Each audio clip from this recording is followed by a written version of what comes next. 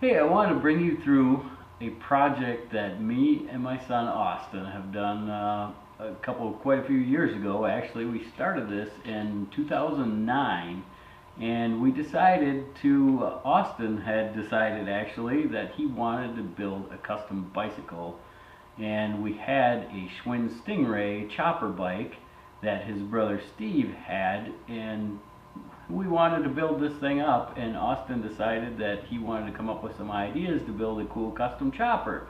So I thought, hey, we'll just paint this bike and he'll think that's really cool. So I asked him, Austin, what do you think you want to do to this bicycle?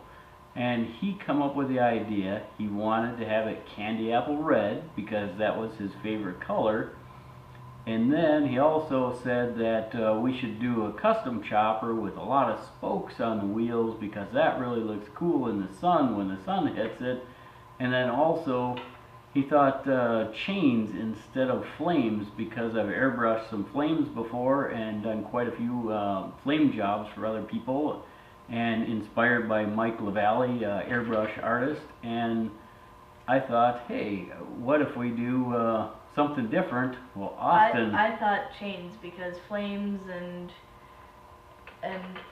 flames and skulls have been way too overdone, and I was into a movie franchise that involved a lot of lights. So he decided that it would look better with chains, and chains have to break apart as they come to the back of the bike and start melting and breaking apart and flopping in the breeze. And then also I said, well, what else, Austin? He says, well, it has to have lights, it has to have LED lights, and they have to be on remote control.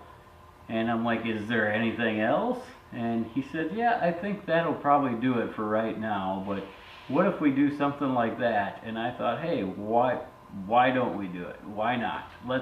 It'd be a great opportunity for Austin to learn how to put his heart and soul into something, and something he can create and see the final product of. So this is what we came up with, and everybody's asking about it all the time on what's with the chopper bike in the background. And this is something that we created just from our imaginations, and we built it from scratch and built it in the garage here.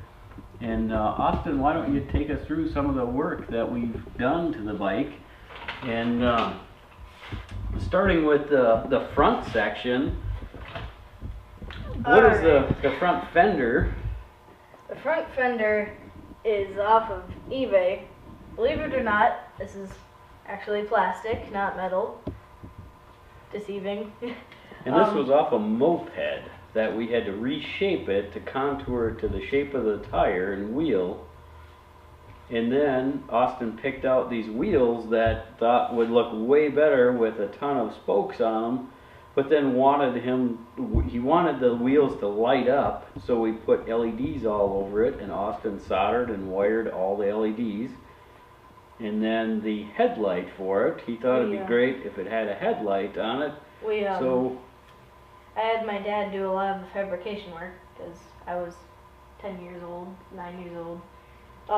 So I had him buy a flashlight from Menards, and he did some engraving in his work for little diamond patterns, and then he machined a little visor for it and machined a little attachment piece.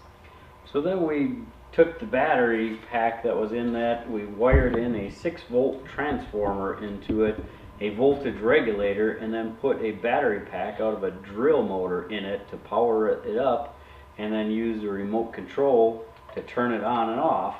So you can turn the lights on, turn the lights off, and it lasts a long time with the LED lights, with that kind of power draw that the LEDs use. The battery really lasts a long time with these lights on. Which is really great when we get invited to car shows or anything, because we can leave the bike out with the lights on, and people can see that it actually lights up, and it lasts the entire convention day. Only have to recharge the battery about halfway through the second day.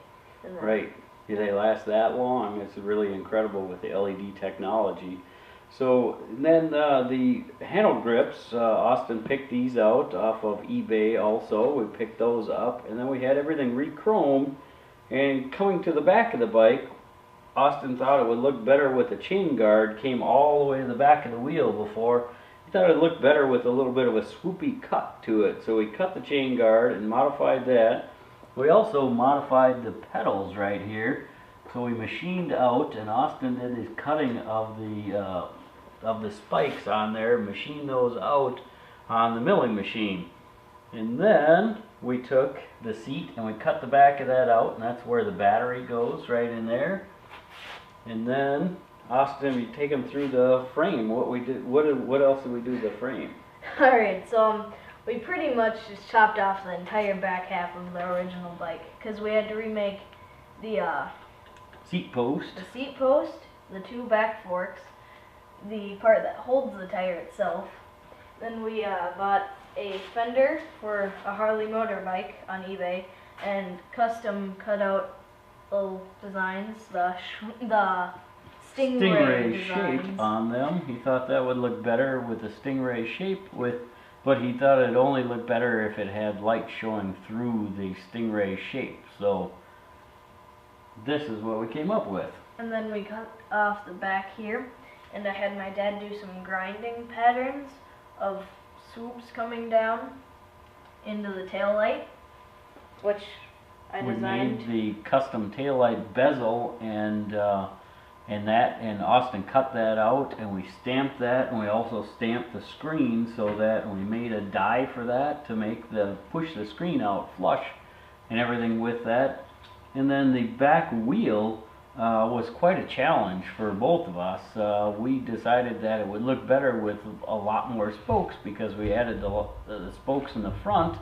We thought the back would look better with more spokes, so we doubled the amount of spokes that it originally had in the back wheel, and then we re-spoked it up with two different size spokes on it, also two different lengths, and that was quite a challenge to get the wheel true and square and everything without being a clown wheel, and it took us a long time to spoke that wheel up with all the different length spokes and everything to get that true and to ride good. And then we stripped the whole bike down and we brought it in. We had the forks chromed and the handlebars chromed and the back seat cover chromed and the chain guard chromed and the wheels chromed. I really liked chrome at the time. And this is the whole project that we came out with, and this goes to show you that your ideas, you know, of a 9-year-old at the time can come to life if you guys put your heads together and just be creative and go for it. And this is also the project that Austin learned how to weld on. And how to grind down welding goobers. Yes, everybody that learns to weld has to learn how to grind their own welds, and that makes you a better welder in a big hurry because grinding really stinks. And I also learned how to cure blisters from accidentally grabbing a burning hot metal piece that was just welded. And that's lessons that everybody that's doing any kind of fabrication and welding and everything learns. In a big hurry, you learn what not to do. So you're not born with this ability to learn how to do everything right out of the gate, and you have to learn the hard way sometimes. And those are the easiest lessons to learn and remember the rest of your life. So don't be afraid to fail, people. This is, everybody fails and makes mistakes, and that's what makes us better, and that's what makes us learn. So what did you learn from this, Austin? Well, I learned how to do a lot of electrical work, which helped when we were redoing a lot of stuff in the garage. And I learned how to do a lot of welding and soldering. And I learned if something fails, try again. And don't make yourself think there's a limit to your ability. If you want to do something, strive towards your goal.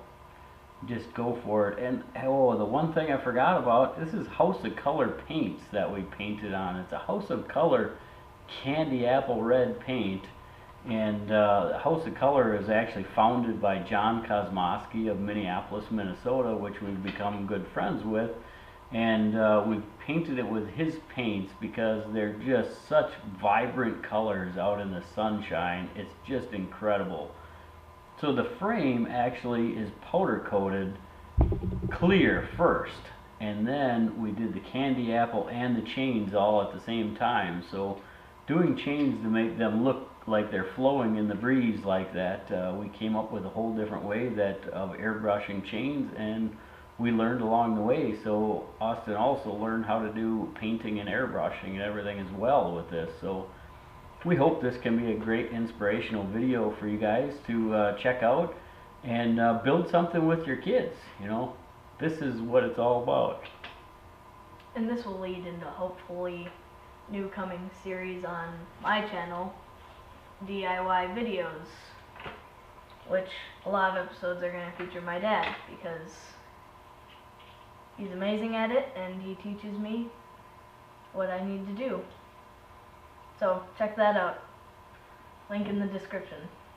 And stay tuned next time. We got a lot of really cool stuff coming up, so hope you join us.